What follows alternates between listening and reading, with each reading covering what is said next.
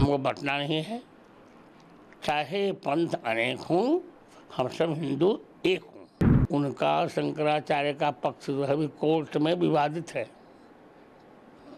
दूसरी बात, वे भारतीय संविधान का एक अक्षर नहीं जानते। 370 धारा अब कभी नहीं आएगी।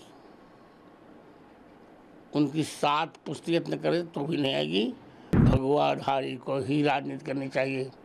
ये भगवा ध्वज, ये भगवा रंग भगवान का रंग है। हमको बंटना नहीं है। चाहे पंथ अनेक हों, हम सब हिंदू एक हों। और जब हम एक होकर रहेंगे तो हमारा कोई बाल भी बांका नहीं कर सकेगा। वैसे एक अंगुल होती है तो कोई भी तोड़ देता है, और जब 5 हो जाए मुक्का तो तोड़ने वाले के दांत टूट जाते हैं। जी, मेरा एक सवाल था कि जम्मू कश्मीर में धारा 370 से जुड़े जो सवाल है उसमें हाल ही में जो एक शंकराचार्य जी है अभिरुद्धानंद जी, उनका एक बयान आया है। उन्होंने गौ माता का हवाला देते हुए कहा है कि धारा 370 वहाँ पर जो वापस लागू होना चाहिए। उसके पीछे हवाला भी दिया गौ माता की रक्षा का, तो इसके पहले जो कानून था उसको देकर उसको क्या प्रतिक्रिया? शंकराचार्य जी का जो बयान था 370, पहली बात, वे शंकराचार्य ही नहीं है तो उनका बयान कैसा? उनका शंकराचार्य का पक्ष जो है अभी कोर्ट में विवादित है। दूसरी बात, वे भारतीय संविधान का एक अक्षर नहीं जानते। 370 धारा अब कभी नहीं आएगी। उनकी 7 पुष्टि यत्न करे तो भी नहीं आएगी, क्योंकि 370 धारा से नुकसान, देश का नुकसान बहुत है। 370 धारा से एक ही देश में 2 संविधान चलेंगे, 2 झंडे चलेंगे। 370 के रहने से हम वहाँ ज़मीन नहीं खरीद सकते।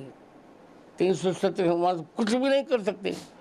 हम कश्मीर को अलग नहीं होने देंगे। हाँ, गौ माता की रक्षा भी हो और 370 धारा समाप्त रहे, यही मेरा मंतव्य है। गुरुजी, एक बयान कल जो कांग्रेस के अध्यक्ष है मल्लिकार्जुन खड़गे जी, उनका साधु संतों के बारे में आया, खासतौर पे जो भाजपा में शामिल साधु संत है उनके जो पहनावे हैं उनको लेकर उन्होंने बात कही। क्या कहना है आपका? क्या योगी जी के लेकर उन्होंने कहा कि भगवाधारी को राजनीति नहीं करनी चाहिए। कहाँ लिखा है? राजनीति गुंडों को करनी चाहिए, राजनीति लुच्चों को करनी चाहिए, राजनीति लफंगों को करनी चाहिए। भगवाधारी को ही राजनीति करनी चाहिए। ये भगवा ध्वज, ये भगवा रंग भगवान का रंग है। इसी भगवे झंडे को शिवाजी ने फहराकर पूरे राष्ट्र को एक कर दिया, महाराष्ट्र को एक कर दिया था। भगवाधारी को ही राजनीति करनी चाहिए। सूटेड बूटेड को भारत में राजनीति नहीं करनी चाहिए। 2 दिन पहले जयपुर में ही एक बड़ी कॉन्फ्रेंस हुई थी जो वक्फ संशोधन कानून जो है उसके सिलसिले में, मोती डूंगरी रोड पर। उसमें तौकीर रजा ने एक विवादित बयान भी दिया, मौलाना तौकीर रजा ने, कि हमारी जो आबादी है वो यदि सड़कों पर आएगी तो रूह कांप जाएगी। इस प्रकार के बयान आना किस तरह देखते हैं आप? बौखला गया है।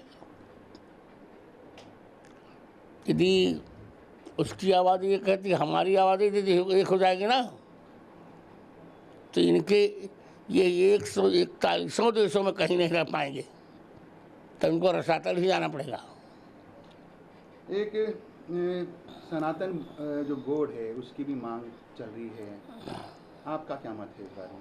वो हम लोग अभी कुंभ में मीटिंग करेंगे, बैठक करेंगे, फिर निर्णय लेंगे।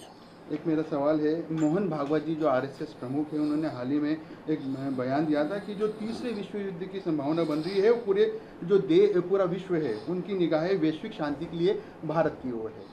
क्या लगता है आपको? सही है। आपने जो महाकुंभ होने वाला है उसके लिए भी कहा है पाकिस्तान को लेकर, महाकुंभ में किस प्रकार की आपकी तैयारी है? महाकुंभ में हनुमान जी का 1008 कुंड यज्ञ होगा। जी 1.25 करोड़ आहुतियाँ हनुमान जी के चरणों में अर्पित की जाएंगी और हमें विश्वास है कि हनुमान जी की कृपा रहेगी तब पाकिस्तान द्वारा आजाद किया हुआ कश्मीर का भाग हमको मिल जाएगा।